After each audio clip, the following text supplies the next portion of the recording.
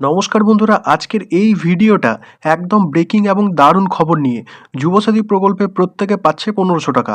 হ্যাঁ বন্ধুরা, এবার আর কোনো গুজব নয়, ফর্ম কিন্তু বেরিয়ে গেছে। অর্থাৎ সরাসরি এই ফর্ম কিন্তু তোমরা স্ক্রিনে দেখতে পাচ্ছ। আবেদন শুরু হয়ে গেছে, তাই ভিডিওটি শেষ পর্যন্ত দেখো, কারণ আজ আমি দেখাবো কিভাবে ফর্ম ফিল আপ করবে এবং কিভাবে কোনো ভুল না করে নির্ভুলভাবে নিজের অ্যাকাউন্টে 1500 টাকা আনবে। অর্থাৎ আজকে এই যুবসাথী প্রকল্পের যে ফর্ম সেটি কিন্তু প্রত্যেকেই পেয়ে যাবে, এবং এই যুবসাথী প্রকল্পের মাধ্যমে কিন্তু রাজ্যের যুবক যুবতীদের সরাসরি আর্থিক সাহায্য দেওয়া হচ্ছে। যারা আবেদন করবে এবং যোগ্য হবে তাদের প্রত্যেকের অ্যাকাউন্টে 1500 টাকা করে ঢুকবে। শিক্ষিত বেকার যুবক যুবতীদের জন্য এই সুযোগ একদম সোনার সুযোগ। তাই প্রত্যেকে স্ক্রিনে দেওয়া ফর্মের দিকে কিন্তু লক্ষ্য রাখো। অর্থাৎ এই ফর্ম তোমরা স্ক্রিনে দেখতে পাচ্ছ, গভর্নমেন্ট অফ ওয়েস্ট বেঙ্গল, অর্থাৎ বাংলার যুবসাথী স্কিম, বাংলার যুবসাথী প্রকল্প অ্যাপ্লিকেশন ফর্ম।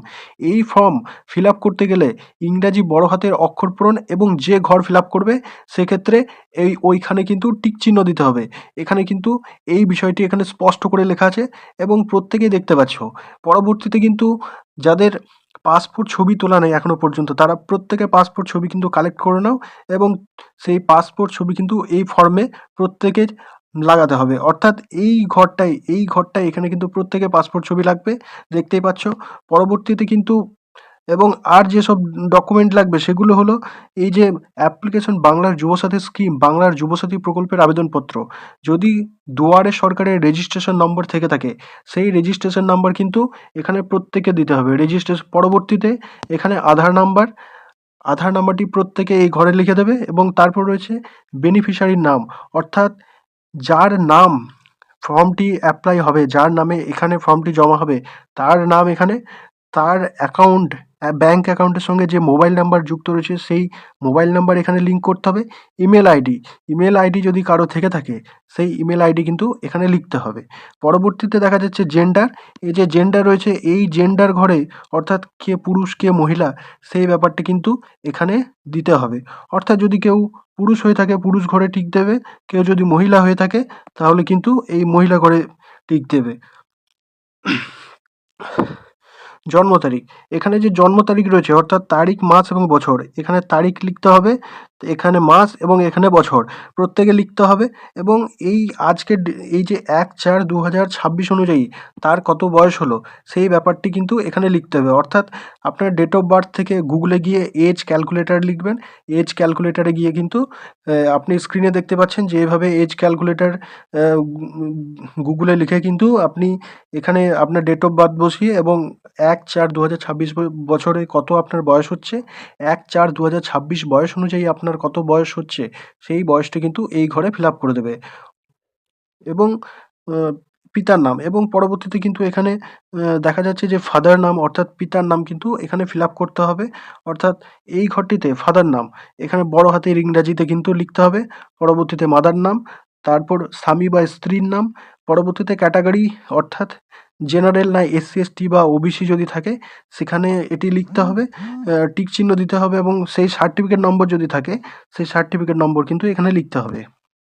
এবং মেরিটোরিয়াল মেরিটাল স্ট্যাটাস অর্থাৎ বৈবাহিক সম্পর্ক, যদি কেউ আনম্যারিড বা বিবাহিত বা যেগুলো আপনি বর্তমানে রয়েছেন যে পজিশনে সেটি কিন্তু এখানে টিক চিহ্ন দিতে হবে। আপনি যদি অবিবাহিত হন অবিবাহিত ঘরে টিক দেবেন, যদি বিবাহিত হন তাহলে বিবাহিত ঘরে টিক দেবেন। এগুলো সম্পূর্ণ কিন্তু এখানে ঠিকঠাকভাবে ফিল আপ করে নেবেন, তাহলে বিষয়টি একদম ক্লিয়ার এখনো পর্যন্ত। এবং তারপর অ্যাড্রেস কিন্তু এখানে পুরো, অর্থাৎ হাউস নাম্বার, আপনার গ্রামের নাম, পোস্ট অফিস কী রয়েছে, গ্রাম পঞ্চায়েত কী রয়েছে, ব্লক কী রয়েছে, পুলিশ স্টেশন, ডিস্ট্রিক্ট অর্থাৎ জেলা, এবং পিনকোড এবং আপনার রাজ্য, অর্থাৎ আমরা প্রত্যেকে পশ্চিমবঙ্গের বাসিন্দা, এই ব্যাপারটি এখানে উল্লেখ করতে হবে। এখানে কিন্তু ইংরাজিতে সব বড় হাতের কিন্তু লিখতে হবে, কেউ কিন্তু ছোটো হাতে লিখবেন না, সমস্ত বিষয়টি কিন্তু বড় হাতের হবে। তো পরবর্তীতে আমরা দেখে নেব যে আর কী কী রয়েছে। না আর রয়েছে আমাদের শিক্ষাগত যোগ্যতা। শিক্ষাগত যোগ্যতা এখানে মাধ্যমিক বা সমতুল্য পরীক্ষা বিবরণ, মাধ্যমিকের রোল নাম্বার এবং সংখ্যা এবং কোন বছর আপনি পাস করেছেন সেগুলো কিন্তু এখানে সব ফিল আপ করে দেবেন। যেগুলো আপনার মাধ্যমিকের অ্যাডমিট এবং সার্টিফিকেটের মধ্যে সব পেয়ে যাবেন। এবং সর্বোচ্চ যোগ্যতা অর্থাৎ মাধ্যমিক পরেও কেউ যদি এইচএস, গ্র্যাজুয়েশন, এমএ সমস্ত ডিগ্রি যদি থেকে থাকে সেই ব্যাপারটি কিন্তু এই ঘরে ফিল আপ হবে। এই ঘরে প্রত্যেকে সেটি বসিয়ে দেবেন। এবং বর্তমান পেশা, আপনি বর্তমানে যদি অন্য কোনো পেশার সঙ্গে যুক্ত হন, অর্থাৎ কোনো চাষবাস হোক বা কোনো ব্যবসা-বাণিজ্যের সঙ্গে হোক, সেই ব্যাপারটি কিন্তু এখানে সম্পূর্ণভাবে আপনি লিখে দেবেন। বর্তমান পেশা আপনার কী রয়েছে? এই যে পেশা, এই পেশা এখানে আপনার কী রয়েছে এই ব্যাপারটি কিন্তু লিখে দেবেন। এবং ব্যাংকের নাম অর্থাৎ আপনার যে অ্যাকাউন্টে আপনি টাকাটা নিতে চাইছেন, সেই বিষয়টি আপনি কিন্তু এখানে ক্লিয়ারভাবে দেবেন। এখানে কিন্তু কোনো ভুল করার কোনো জায়গা নেই। অর্থাৎ ব্যাংকের নাম এখানে আপনার যদি ইন্ডিয়ান ব্যাংক বা অ্যাক্সিস ব্যাংক বা এসবিআই অর্থাৎ স্টেট ব্যাংক অফ ইন্ডিয়া যদি হয়, এবং দেখতেই পাচ্ছেন সম্পূর্ণ লেখা রয়েছে। এবং ব্যাংকের নাম এবং ব্যাংকের ব্রাঞ্চ এবং শাখা, অর্থাৎ কোন শাখাতে আপনার অ্যাকাউন্টের অর্থাৎ পাসবই রয়েছে, তারপর ব্যাংক অ্যাকাউন্ট নাম্বার এখানে সব ফিল আপ করে দেবেন এই ঘরে। তারপর আইএফএসসি কোড নাম্বার যেটা ব্যাংকের পাসবইয়ের প্রথম পেজে থাকে সেই বিষয়টি আপনি এখানে লিখে দেবেন। এবং পরবর্তীতে দেখা যাচ্ছে যে নেক্সট ঘর যেটি রয়েছে, অন্য কোনো সরকারি সাহায্য পান কিনা বা সরকারি প্রদত্ত শিক্ষাগত সুবিধা বা বৃত্তি ছাড়া পান কিনা সেই ব্যাপারটি এখানে উল্লেখ করবেন। অর্থাৎ আপনি যদি পেয়ে থাকেন তাহলে হ্যাঁ, যদি না পেয়ে থাকেন তাহলে না ঘরে টিক দেবেন। যদি পান তাহলে বিস্তারিত দেবেন যে কোন বিষয়ে আপনি পাচ্ছেন, এই যে বিস্তারিত সেই ব্যাপারটি কিন্তু এখানে উল্লেখ করে দিতে পারেন। তো আমরা এতদূর অবধি বুঝতে পারলাম। এবং enclose list of self attested photocopy, অর্থাৎ আপনারা যে কাগজগুলো এর সঙ্গে জমা দেবেন ফর্মের সঙ্গে, সেগুলো হলো আপনারা প্রত্যেকে দেখে নিন একদম মনোযোগ সহকারে যে কী রয়েছে।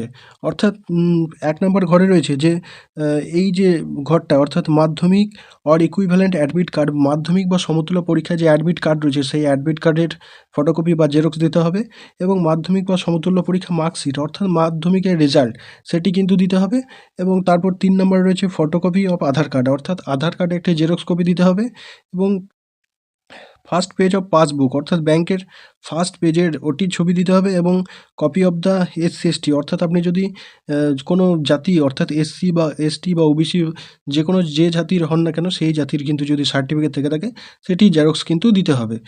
তো প্রত্যেকে বোঝা গেল। এবং এখানে যে এই ফর্মে যেটি রয়েছে সেটি যে সেলফ ডিক্লারেশন, যে আমি এত দ্বারা ঘোষণা করছি আমি পশ্চিমবঙ্গের স্থায়ী বাসিন্দা, এবং এই যে পুরো ব্যাপারটা রয়েছে আমি অদ্যাবধি একজন বেকার এবং আমি পশ্চিমবঙ্গ সরকারের কোনো সামাজিক নিরাপত্তা প্রকল্প ভাতার আওতায় কিন্তু সাহায্য পাচ্ছি না। সরকার প্রদত্ত শিক্ষাগত সুবিধা বা বৃত্তি ছাড়া যদি এই সময়ের মধ্যে আমি কোনো কর্মসংস্থান পাই তবে আমি অবিলম্বে কর্তৃপক্ষকে জানাবো এই বিষয়টি। এবং আমার দ্বারা জমাকৃত সমস্ত তথ্য এবং নথিপত্র কিন্তু আমার জ্ঞান ও বিশ্বাসযোগ্য, তাই কোনো তথ্য বা নথি মিথ্যা প্রমাণিত হয় তবে আমার বিরুদ্ধে আইনানুগ ব্যবস্থা নেওয়া হবে। অর্থাৎ ফর্মে কিন্তু কেউ যদি সরকারি কাজ করে থাকেন তাহলে সেই বিষয়টি উল্লেখ করবেন। অর্থাৎ বেআইনিভাবে এই ফর্মের সুবিধা কিন্তু আপনারা কেউই নেওয়ার চেষ্টা কিন্তু করবেন না, পরবর্তীতে সমস্যায় পড়তে পারেন। সেটিই কিন্তু স্পষ্ট করে এখানে বলে দেওয়া আছে। ফর্ম ফিল আপ হয়ে গেলে আপনার সমস্ত ডকুমেন্ট যদি রেডি হয়ে যায় তাহলে সেই জমা দেওয়ার আগে কিন্তু এখানে ডেটটি লিখে আপনি এখানে পুরো সাইনটি করে দেবেন। হ্যাঁ, তারপর ফর্ম জমা দিলেই আপনার কিন্তু সেই প্রসেস কমপ্লিট হয়ে আগামী 1লা এপ্রিল অর্থাৎ টাকা পাওয়ার জন্য আপনার কিন্তু এই যুবসাথী প্রকল্প সেটি অ্যাক্টিভ হয়ে যাবে। এবং এপ্রিল মাসের মধ্যে ব্যাঙ্ক অ্যাকাউন্টে সরাসরি কিন্তু ১৫০০ টাকার যে সুযোগ সেটি কিন্তু আপনি পেয়ে যাবেন। তো আজকের ভিডিওটি এই পর্যন্ত। এরকম আরও অথেন্টিক আপডেট পাওয়ার জন্য অর্থাৎ এই প্রকল্পের আর যেসব ফর্ম ফিল আপে যদি কারোর অসুবিধা হয় এবং কে কোন জেলা থেকে দেখছেন তাহলে সেটি কিন্তু আপনারা কমেন্ট সেকশনে জানাবেন। যদি কোনো সমস্যার মধ্যে আপনি পড়েন অবশ্যই আমি ভিডিও বানিয়ে সেটি সমাধান করার চেষ্টা করব। তো আজকের ভিডিওটি এই পর্যন্ত। পরবর্তী এই বিস্তারিত আপডেট দেখার জন্য চ্যানেলটি অবশ্যই সাবস্ক্রাইব করে রাখবেন। Thank you.